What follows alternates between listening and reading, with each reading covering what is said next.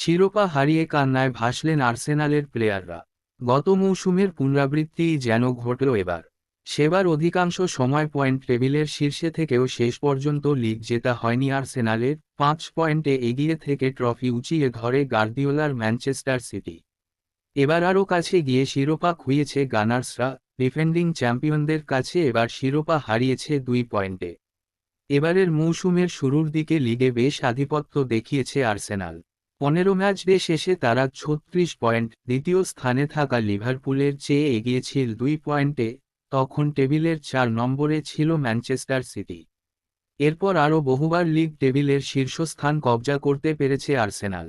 এমনকি 28 ম্যাচ শেষেও নম্বর 1 ছিল তারা। তখন লিভারপুল 2-এ ও ম্যানচেস্টার সিটি ছিল 3-এ।